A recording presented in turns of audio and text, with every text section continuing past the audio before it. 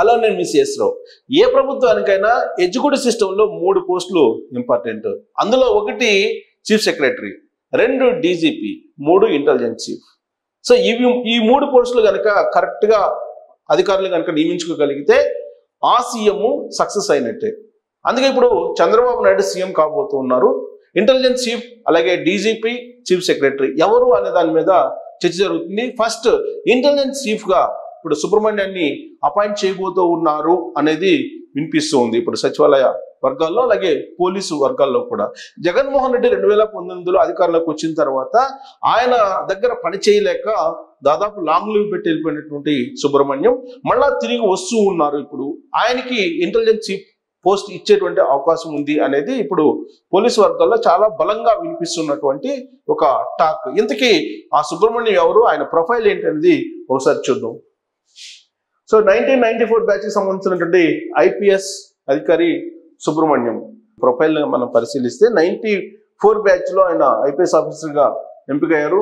96లో ఇక్కడ జాయినింగ్ అయ్యారు. ఆయన ట్రైనింగ్ అయిపోయిన తర్వాత 96లో ఏఎస్పీ జగిత్యాల కరీంనగర్ చేశారు ఫస్ట్ ఉమ్మడి ఆంధ్రప్రదేశ్లో.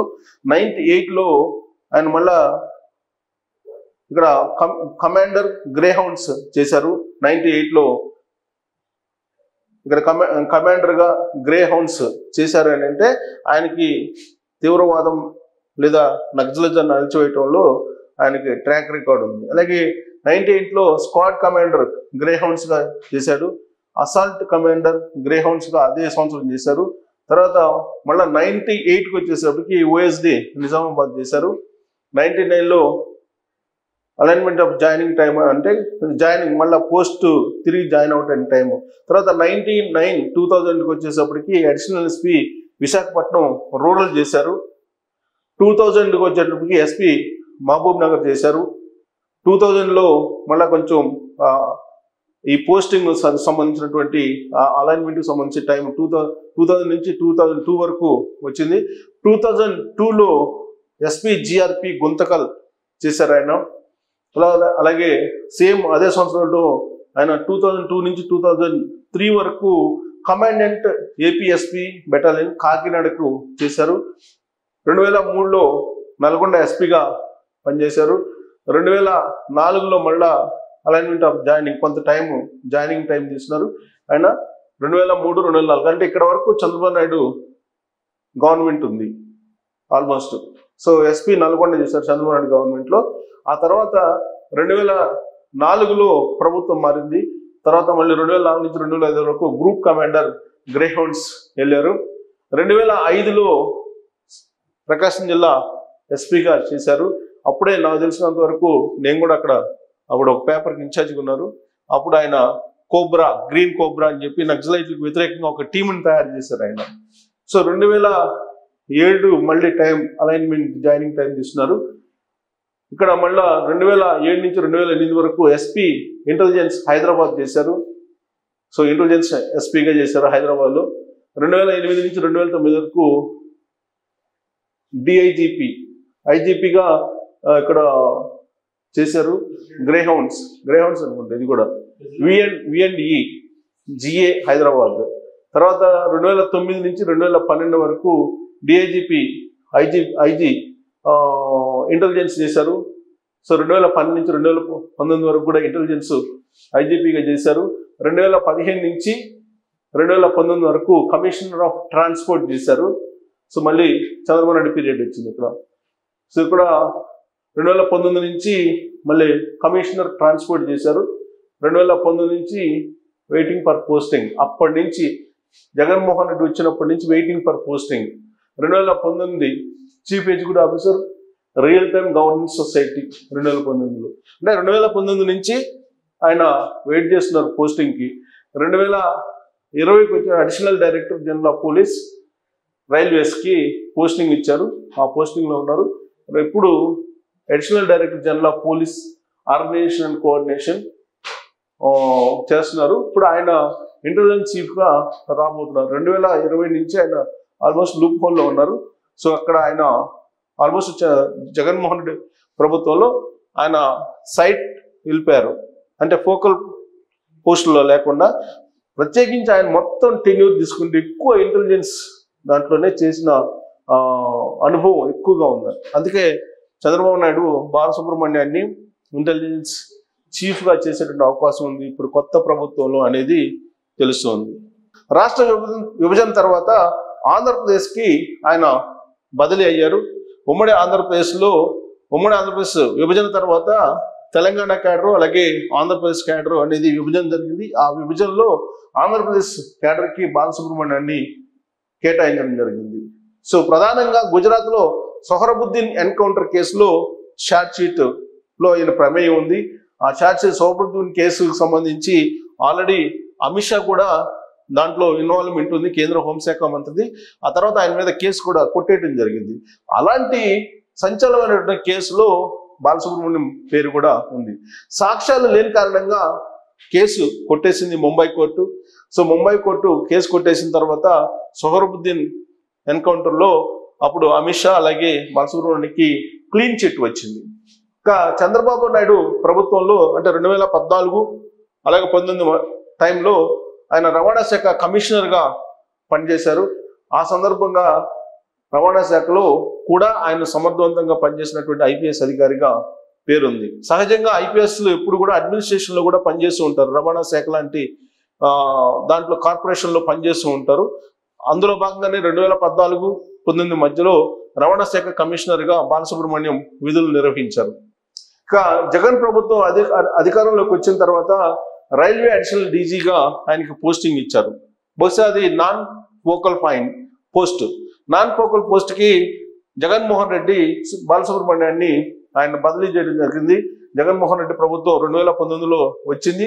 అప్పుడు ఆయన్ని రైల్వే అడిషనల్ డీజీగా బదిలీ చేశారు. ఆ పోస్టింగ్కి ప్రాధాన్యత లేని పోస్ట్ ఇవ్వడంతో ఫీల్ అయినటువంటి బాలసుబ్రహ్మణ్యం లాంగ్ లీవ్ మీద ఆయన వెళ్ళిపోయారు. గత కొన్ని సంవత్సరాల నుంచి కూడా బాలసుబ్రహ్మణ్యం విధులకు దూరంగా ఉంటూ వచ్చారు.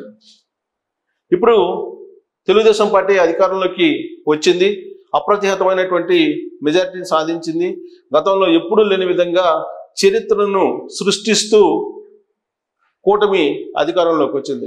వైఎస్ఆర్ కాంగ్రెస్ పార్టీకి కేవలం 11 మంది ఎమ్మెల్యేలు మాత్రమే మిగిలారు. మిగిలినటువంటి 164 చోట్ల తెలుగుదేశం పార్టీ కూటమి గెలుచుకోవడం జరిగింది బలంగా. ఇప్పుడు అధికారంలోకి వచ్చింది. దీంతో ఈయన బాలసుబ్రహ్మణ్యానికి ప్రాధాన్యత పోస్టు వచ్చేటువంటి అవకాశం ఉంది, కీలకమైనటువంటి పోస్ట్ ఇచ్చేటువంటి అవకాశం ఉంది. అందులో కూడా ఇంటెలిజెన్స్ సంబంధించినటువంటి నిఘా చీఫ్గా ఆయనకి బాధ్యతలు అప్పచెప్పేటువంటి అవకాశం ఉంది. గత అనుభవం కూడా బాలసుబ్రహ్మణ్యానికి ఉంది కాబట్టి ఆయనకి ఆ పోస్ట్ ఇచ్చేటువంటి అవకాశం ఉంది. చంద్రబాబు నాయుడికి ఒక మంచి ఆఫీసర్గా ఒక గుర్తింపు ఉంది బాలసుబ్రహ్మణ్యానికి అనేటువంటిది ఒక టాక్ కూడా ఉంది. బట్ చంద్రబాబు నాయుడు దృష్టిలో ఎవరున్నారు ఏంటి అనేది ఇంకా బయటికి రావట్లేదు. పోలీసు వర్గాల్లో మాత్రం బాలసుబ్రహ్మణ్యం పేరు మాత్రం విస్తృతంగా వినిపిస్తుంది. అందుకే బాలసుబ్రహ్మణ్యం ఇంటెలిజెన్స్ చీఫ్ అయ్యే అవకాశం ఉంది అనేటువంటి ఉద్దేశంతో ఈ ప్రొఫైల్గా మీకు ప్రజెంట్ చేసే ప్రయత్నం చేస్తున్నాను. ఏపీ ఇంటెలిజెన్స్ చీఫ్ బాధ్యతలు బాలసుబ్రహ్మణ్యానికి అప్పచెప్పేటువంటి అవకాశం ఉంది. ఆయన సమర్థవంతమైనటువంటి అధికారిగా పేరుంది కాబట్టి అనేది వినిపిస్తుంది. వాస్తవంగా ఇంటెలిజెన్స్ చీఫ్ అనేది చాలా ప్రాధాన్యతతో కూడుకున్నటువంటి పోస్ట్. ముఖ్యమంత్రికి ప్రతిరోజు ఉదయం ఫీడ్ చేసేది కూడా ఇంటెలిజెన్స్ చీఫే. రాష్ట్రంలో ఉండేటువంటి పరిస్థితులు ఏంటి, అలాగే ఉగ్రవాదుల కదలికలు, తీవ్రవాదుల కదలికలతో పాటు రాష్ట్రంలో ఉండేటువంటి పొలిటికల్ సినారియోకి సంబంధించినటువంటి కొన్ని హింట్స్ ఈ పోలీసు ఇంటెలిజెన్స్ చీఫే ప్రజెంట్ చేస్తూ ఉంటారు. సహజంగా ఎవ్రీడే ఉదయం ఇంటెలిజెన్స్ చీఫ్ తోటే ఏ ముఖ్యమంత్రి అయినా కానీ తన పరిపాలనని ప్రారంభిస్తారు. అంతటి కీలకమైనటువంటి పోస్టు ఇంటెలిజెన్స్ చీఫ్ అనేది. అలాంటి కీలకమైనటువంటి పోస్టులో బాలసుబ్రహ్మణ్యానికి అవకాశం లభిస్తుందనేది ఇప్పుడు వినిపిస్తుంది. 2014 నుంచి మనం చూస్తే ఇంటెలిజెన్స్ చీఫ్గా ఎలాంటి వాళ్ళని నియమించుకున్నారు, వాళ్ళు ఏ విధంగా చేశారు అనేది కూడా మనం చూస్తూ ఉన్నాం. జగన్మోహన్ రెడ్డి ఏ విధంగా సీతారామాంజనేయులు పెట్టుకున్నారు ఇంటెలిజెన్స్ చీఫ్గా, ఆయన ఏ విధంగా వ్యవహరించారు అనేది కూడా మనం అందరం కూడా చూసాం. అందుకే ఇప్పుడు జగన్మోహన్ రెడ్డి వైఫల్యం కావడానికి, జగన్మోహన్ రెడ్డి దారుణంగా ఓడిపోవడానికి కారణం ఇంటెలిజెన్స్ ఇచ్చినటువంటి రిపోర్టే. ఇంటెలిజెన్స్ రిపోర్ట్ కనుక ప్రజల నాడిని కరెక్ట్గా తెలియజేయగలిగితే, లేదా రాజకీయపరమైన పరిణామాలను కనుక కరెక్ట్గా ప్రొజెక్ట్ చేయగలిగితే జగన్మోహన్ రెడ్డికి ఈ పరిస్థితి వచ్చిండేది కాదు. అందుకే ఇంటెలిజెన్స్ చీఫ్ అనేది చాలా ప్రధానమైనటువంటి పోస్టు. ఆ పోస్టులో బాలసుబ్రహ్మణ్యాన్ని నియమించుకున్నటువంటి అవకాశం ఉందంటున్నారు. సో జగన్మోహన్ రెడ్డి హయాంలో కనిపించకుండా వెళ్ళిపోయినటువంటి లాంగ్ లీవ్లో వెళ్ళిపోయినటువంటి బాలసుబ్రహ్మణ్యం ఇప్పుడు తిరిగి ఆంధ్రప్రదేశ్కి రాబోతున్నారు. ఆయనే ఇంటెలిజెన్స్ చీఫ్గా అయ్యేటువంటి అవకాశం ఉందని చెప్పి అంటున్నారు. ఆయన సీనియారిటీలో కూడా ఆయన చూస్తే కనుక గతంలో ఐజీగా ఇంటెలిజెన్స్కి పనిచేసినటువంటి అనుభవం ఉంది ఉమ్మడి ఏపీలో. సో ఉమ్మడి ఏపీలో అప్పట్లో తీవ్రవాదం అదంతా కూడా కొంచెం ఎక్కువ ఉండేది. అయినప్పటికీ కూడా ఆయన సమర్థవంతంగా ఇంటెలిజెన్స్ ఐజీగా పనిచేశారని చెప్పి ఆయనకి గుడ్ ట్రాక్ రికార్డు ఉంది. సాధారణంగా ఐఏఎస్లు ఐపీఎస్లకి ట్రాక్ రికార్డుని బేస్ చేసుకొని కీలకమైనటువంటి బాధ్యతలను అప్పచెప్తూ ఉంటారు పాలకులు. సో ఇప్పుడు 1994 బ్యాచ్కి సంబంధించినటువంటి ఐపీఎస్ ఆఫీసర్ బాలసుబ్రహ్మణ్యం సమర్థవంతమైనటువంటి నాయకుడిగా ఆయనకి ట్రాక్ రికార్డు ఉంది.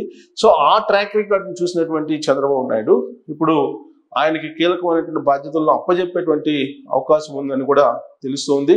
సో ఇప్పుడు ప్రభుత్వం మారుతుంది కాబట్టి 2019 నుంచి ఇప్పటి వరకు ఉన్నటువంటి పోలీస్ అధికారులు ఎవరైతే కీలకంగా ఉన్నారో వాళ్ళు తెర వెనక్కి పోయేటువంటి పరిస్థితులు కనిపిస్తున్నాయి. కొంతమంది లీవ్ పెట్టి పోయేటువంటి అవకాశం కూడా కనిపిస్తుంది. ఇప్పటికే సిఐడి చీఫ్గా పనిచేసిన సంజయ్ లాంటి వాళ్ళు లాంగ్ లీవ్ పెట్టి వెళ్ళిపోవడానికి విదేశాలకి ప్రయత్నం కూడా చేస్తూ ఉన్నారు. దానికి కారణం జగన్మోహన్ రెడ్డికి సొంత మనుషుల్లాగా పనిచేశారు అనేటువంటి ఆరోపణలు ఉన్నాయి. సో ఇప్పుడు బాలసుబ్రహ్మణ్యం లాంటి వాళ్ళు ఒక చట్టబద్ధంగా ఎగ్జిక్యూటివ్ సిస్టమ్కి ప్రత్యేకించి ఐపీఎస్కి ఉన్నటువంటి పవర్స్ను ఉపయోగించి పరిపాలనను సక్రమంగా ముందుకు తీసుకెళ్ళడానికి ఆ ఎగ్జిక్యూటివ్ సిస్టమ్ను సరిగ్గా నడపడానికి ఈ ఇంటెలిజెన్స్ బాగా ఉపయోగపడుతుంది. కాబట్టి నిబంధనల ప్రకారం పనిచేసేటువంటి చట్టబద్ధంగా పనిచేసేటువంటి అధికారిగా సుబ్రహ్మణ్యానికి పేరుంది కాబట్టి పోలీసు వర్గాల్లో కూడా అలాంటి ఒపీనియన్ ఉంది. ఆయన ట్రాక్ రికార్డు కూడా ఉన్నతంగా ఉంది కాబట్టి సుబ్రహ్మణ్యానికి ఇంటెలిజెన్స్ చీఫ్ బాధ్యతలు అప్పచెప్పేటువంటి అవకాశం ఉంది అని చెప్పి తెలుస్తుంది. సో బాలసుబ్రహ్మణ్యం గతంలో కూడా ఆయన సమర్థవంతమైన అధికారిక ట్రాక్ రికార్డు ఉన్నటువంటి క్రమంలో చంద్రబాబు నాయుడు ఆయన్ని ఇంటెలిజెన్స్ చీఫ్గా పెట్టుకుంటారా, లేదంటే ఇది ఒక ఆప్షన్ మాత్రమేనా అనేది ఇప్పుడు చర్చ అయితే జరుగుతుంది. సో ఇంటెలిజెన్స్ చీఫ్గా ఎవరు ఉంటే బాగుంటుంది